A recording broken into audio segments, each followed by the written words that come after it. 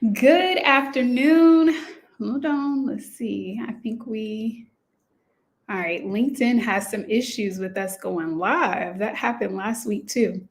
All right. So we are going to keep it moving. Our Facebook and also our YouTube people should be here. Hello, everyone. I hope you've been having a great week and a great start to March. We are already into the second week of the first quarter of the year. So I hope it's been going well for you. If you haven't joined me for the past weeks of this series, this is what I've called Pivot Chats. And essentially, I have told my own story, brought some amazing clients as well to tell their story on how they used their existing skills to translate them into a new arm of their business, a new career opportunity, and all the things. So this is our fourth week. So if you haven't seen the other episodes, you definitely want to catch up. But this episode is going to be another one of my favorites because I'm bringing up another one of my amazing clients. So you heard from Lauren last week. This week, you will hear from Indya. And I'm not going to give away too much before I bring her up on the stage. However, I do want to share just a little bit of her background so that you all listening can kind of see how you too may be able to translate your existing skills into a corporate opportunity. So Indya is an amazing therapist and has built a skill set over mindset, reducing burnout, all the things. And she decided that she had an opportunity to work with nonprofits, similar in the way that Lauren talked about last week, through an opportunity of working with individual clients and then turning that into working with the corporations that they're employed with, which is an amazing strategy. And she has developed these signature talking circles that she goes into organizations and facilitates with them to help organizations have a safe space for employees, women in leadership to be able to talk about the things that are happening within their lives and within their work and helping them navigate how to stay out of burnout. So super excited about the work that she does and definitely am a supporter of it. So I am going to bring up Indya and let her introduce herself and tell you a little bit more about herself right now. So let's bring her up to the stage. Here she is. Hey, hey, Hey, how are you? I'm doing well. Happy Wednesday. Happy Wednesday. And I didn't mention she's a mom of four, right? Oof, mama three. Three. Twins Okay, and a three. 13-year-old. Yes. So that's important to mention too, because that's another Yes, job all in itself. So we definitely got to make sure everyone knows that. All right. So introduce yourself to the people for yourself. Tell them what you do in the world and, just give us an overview of who you are. absolutely. I'm Indya Clark. I'm a trauma therapist. That's been like my first like bread and butter trade. And then right after COVID, I added life and leadership coaching for women of color in leadership positions, and definitely like professionals who are kind of in like that midlife. They're in professional. They're just trying to figure out how in the world to balance. And then I'm also a burnout specialist as well. Yep. Love it, love it, love it. Okay. So now give us a little bit of background. You already told us, let's set the scene up so the people know. Yes. You trauma therapist is your background. How did you transition, especially like you mentioned during the COVID period, Mhm. into providing coaching? Most definitely. So COVID was actually like a big blessing in disguise for me. So I had been doing therapy. I had my own therapy practice like as like a little side hustle. Once COVID came, like literally a month after it was, getting big in the world now, I found out I was pregnant with my twins. And then as I was getting my accommodations at work, my employer, unfortunately, they're just like, well, we don't know if we're gonna be able to keep up like this special work schedule for you, like when you come back. And so when I was kind of sniffing that out as like that was coming down the pipeline, I was like, I'm gonna have to do something for myself, actually. And I wasn't really scared about that because I was like, you know what? I want to be like, I've always wanted to be a very present mom as much as possible. Because I always remember, like, even though I had two working parents, like one was always there. And so that was a commitment I had made was I want to be accessible to my kids. And so unfortunately, I had like the worst like maternity leave package, and I didn't find out till very late in my pregnancy that there was like no leave. Like you had to use all your PTO. So I ended up I worked 1 month I was off 1 full month, and then I worked 2 full months out of my maternity leave with like trying to get my therapy practice off the ground, and I loved it. But then with the coaching, I was introduced to that, and I was like, "Man, you can have so much more flexibility with that in terms of like not being confined by insurance and things like that." So I started to just developing my own programs and really just expanding on the skills that I was already using, and just how can I, really use that to bring a holistic approach to women in particular who were also moms, and just being professional. Like they had dreams, they also loved their family, but how do we not sacrifice one for the other? And so that was my start into coaching. So I developed a program, and in the beginning, I called it Secret Thoughts of Superheroes because I thought women, like, we had all of these, battles with mom guilt and still wanting to dream and not feeling bad that maybe they wanted to be a single, stay-at-home mom, or they couldn't, or maybe they're just like, no, I like working. I want to be able to, say those things. And I just really wanted them to have a space to say that. So my signature program started off as Secret Thoughts of Superheroes, and I was like, let me keep the coaching part up, so that I can maybe figure out if I still want to do therapy or do a little bit of both. Yes, yes. So I love to point out the important notes because I don't want people to miss it. Yes. So I hear that story a lot actually, with people who have transitioned into entrepreneurship. Is like, Mhm. yeah, it's some like event that happens, whether it's pregnancy or, one of my clients actually had a situation where her dad got sick and eventually passed away. So it's always this Mhm. kind of inciting incident that makes a light bulb go off and say, I need to figure out something that may be less traditional, Mhm. to make room for the things that are actually important to me, which for us women are typically, families and men too. But, Mhm. I can definitely speak to us being more, focused on family other than the hustle and Yes. grind of the corporate ladder. So I love how you shared that. And I hope someone else can see, how going after this is not just about, doing the things you love, which is important, but Right. it's also creating the life that you love and that you Yes. present and show up in. So I love that. All right. So we got the background. Now bring us Mhm. up to speed. What were you doing? Kind of where were you before we actually started working together? And what made you say, I need someone to help me in this area? Oh, absolutely. So I did really good. I kind of like I made my jump, and then I was doing the balancing act of like, okay, now I've got my own practice. I'm figuring out, how to do the business pieces. So I had that learning curve. And then what happened was, so my life ended up changing again. So I ended up becoming a single mom, right after I became a entrepreneur.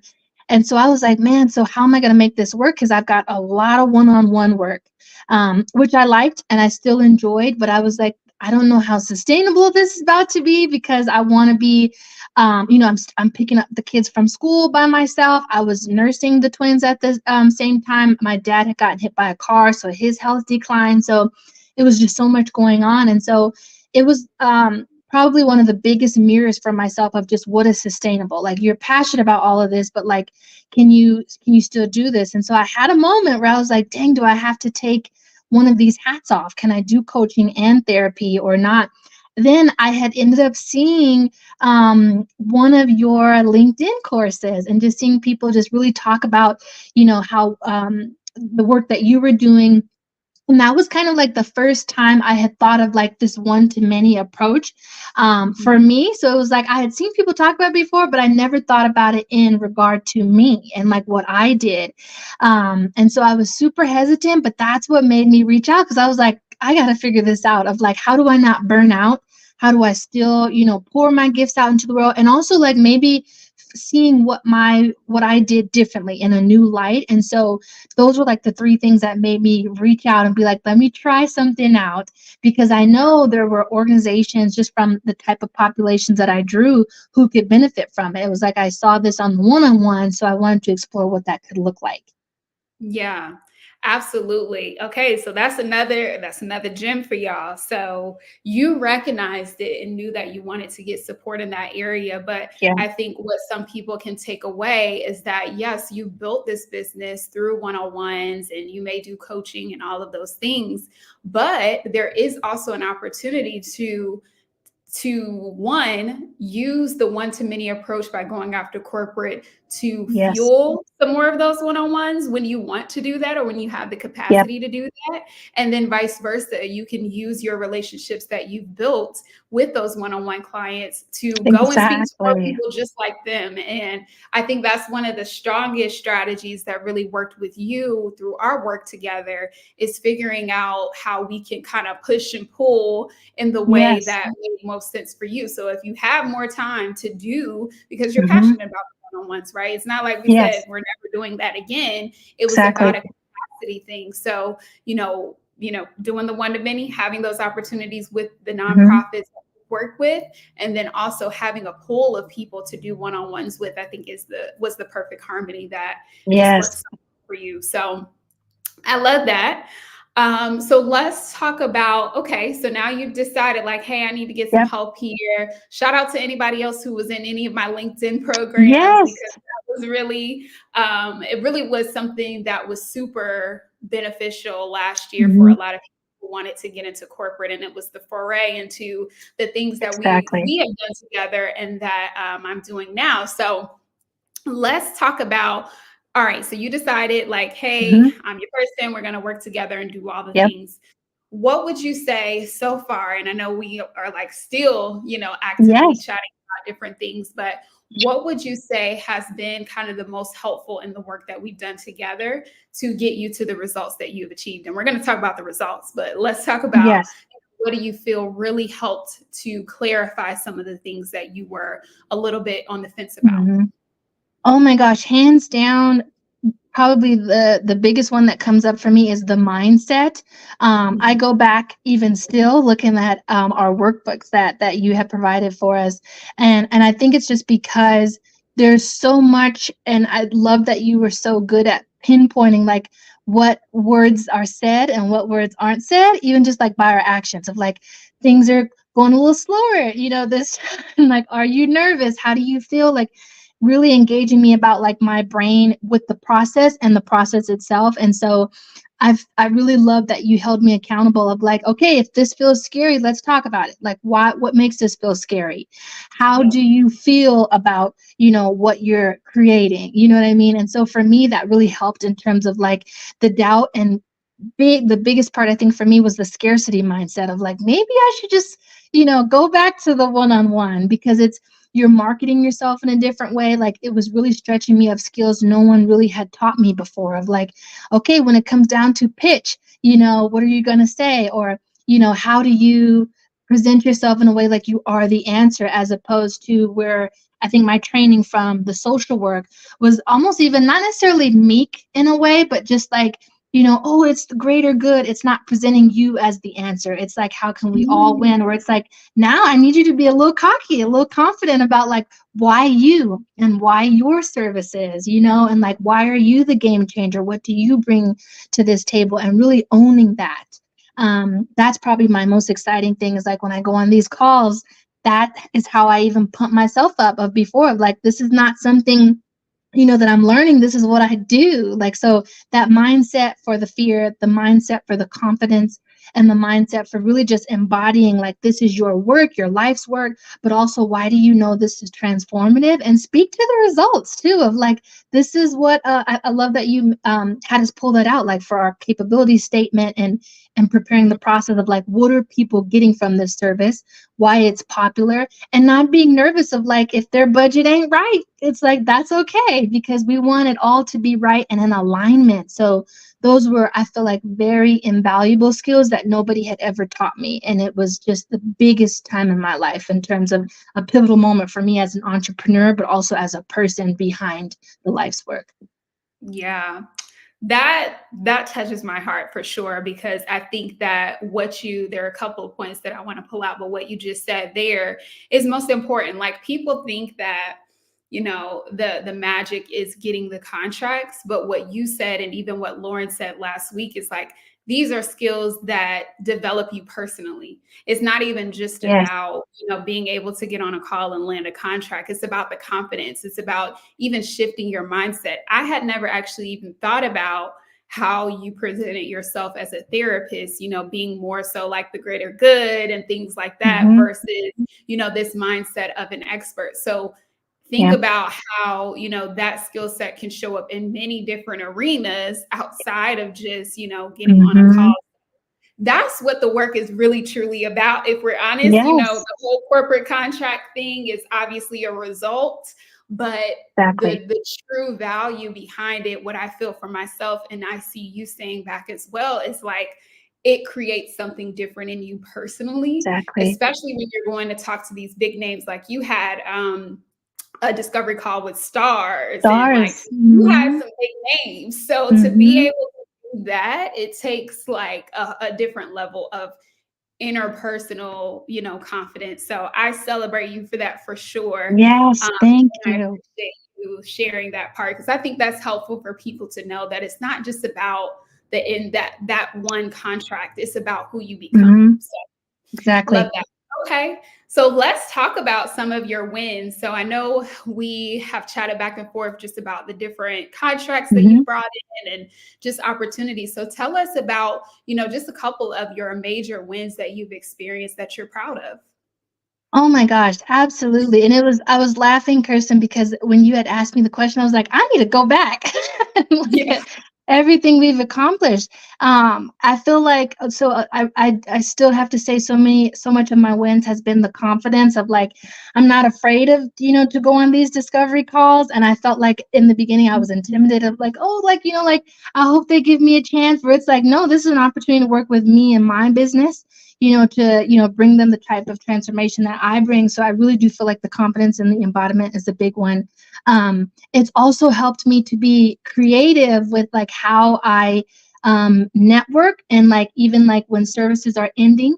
And Kirsten went over that with me in like my development too, of like, how do you talk about these things beforehand, of like, all right, our contract is ending, how are you feeling? So really capturing what are we doing well, what do we maybe we didn't, we weren't able to accomplish in this contract, but thinking about how do we craft the next one and having that be an opportunity for a discussion. I feel like that's one of the biggest things you taught me too, is like crafting these conversations that we are in the driver's seat to lead, Yeah. so that we're not worried. Like if maybe this contract is ending, that's okay, but now we know how to, tweak the service for the next one. And so after I worked with Kirsten, we developed a really great like suite of my wellness and resilience services for companies. And so I still got the one-on-one, like Kirsten had mentioned, if they still want their leaders to work with me on one-on-one capacity, I do that. Sometimes that's how I've started with them already, if that's how they've referred me to their organization.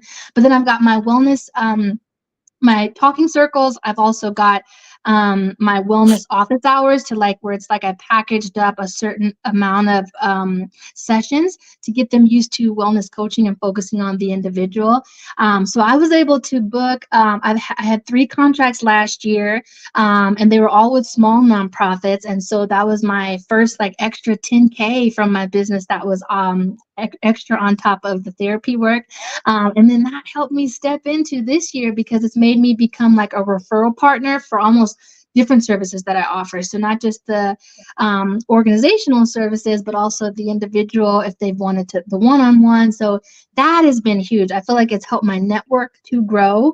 And it's also getting just me used to like, how do you present yourself, whether it's for, I'm getting used to the bidding now for the bigger stuff, but it's really helped give me a phenomenal foundation for like, now you're presenting the person behind the services, but also going back to that greater good, but the impact. So it's like, what is the impact? How is this making your bottom line better? And why is this a win-win? So I love that I can have different conversations and still be in the driver's seat. I'm not like, waiting for a handout or having them save my organization and hoping. It's just like, you know what? This is what I do. This is my strength. And yeah, just very self-leadership.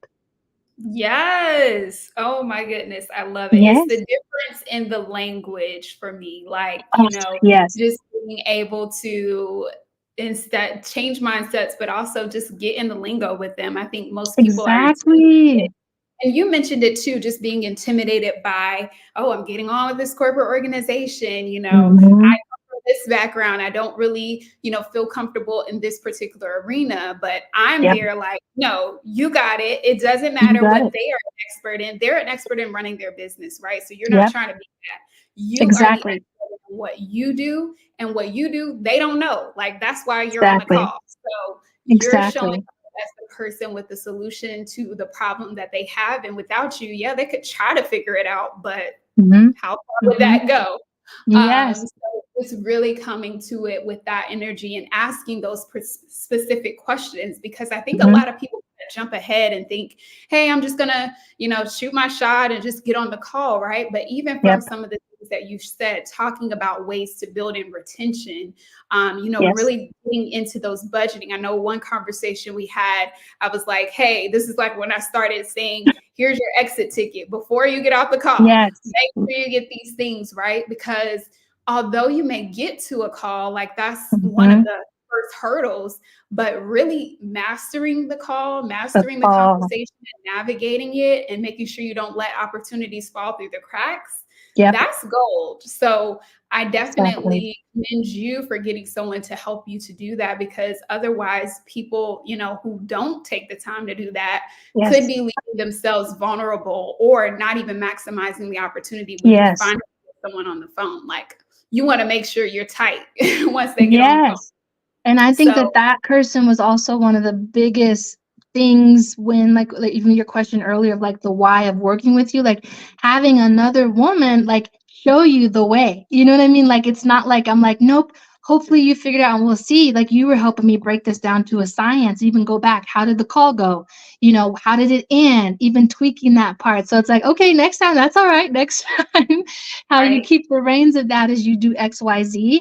And so I felt like this process helped me to get back into the idea of like it's actually fun to like fail forward and to just know like there are always things you can do to reel it back. And I felt like that was what I needed in a mentor at the time, was to be like, oh, you didn't completely mess it up and now it's unfixable. You're just like, okay, just reach out and say XYZ, or now you respond this way, like always keeping me back and being comfortable and being in the driver's seat, because I don't think I had seen myself as an expert for like a minute because of like just different ways I was trying combined with some of my own traumas and things like that. So your work helped me to like build that comfort in doing that for myself. Yeah. Oh, I love that. I love that so much. Yes. So, but reeling it back in, that is key, like making sure that you don't let opportunities. And I'll be transparent with you. A lot of the work that I do with you guys is because Mm-hmm. I've done different things on my own trying to figure, it Sure. out. And so my process in working with clients is like, okay, I knew I fell down this pitfall before. I don't want nobody else to experience this. But, even if they do, let Yeah, me make sure I present them with ways of how to save it. Like, don't just let it go. exactly. Like, even if you felt like you said the wrong thing, or, maybe you got off the call and didn't, get their budget information. That's okay. You don't have to freak out. Just Yep, remember, you're still the expert, and you say, hey, can we jump back on a call? I have some more questions I need to ask you. Like, exactly. say, So I think that that's good to point out. Okay, so we talked about the wins, we talked about all the things. So let's kind of talk a little bit about the viewers who may be watching us.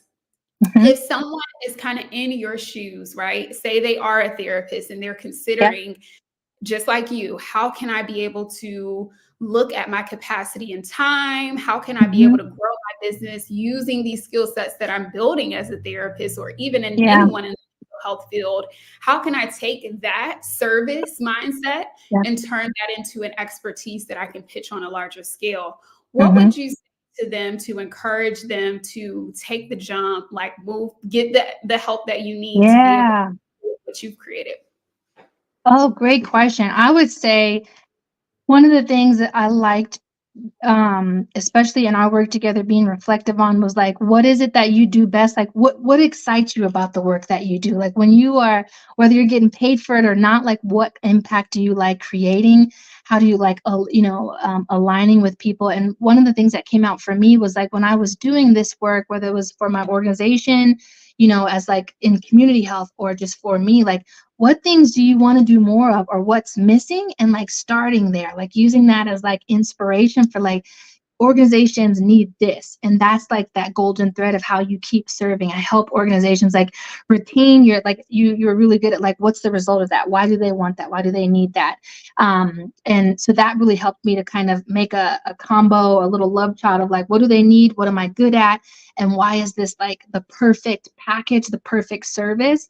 And so if there is something that even you do on a one-on-one capacity that you think, whoa, an organization can benefit from this because of XYZ, really thinking about that. And also like allowing that to be a thing, even if someone else has done this, like the way you do it is way different. So that was something that I used to be like, oh, it's saturated. Like that, I saw that organization, that therapist do it, so I don't need to do it. But there's like opportunity for everybody. And so don't be deterred by like someone's doing a similar service, someone has a similar skill set, because the way you connect with your people, your process, that's what helped me to be confident of like my process of how I do this and what I think is missing in that combo love child.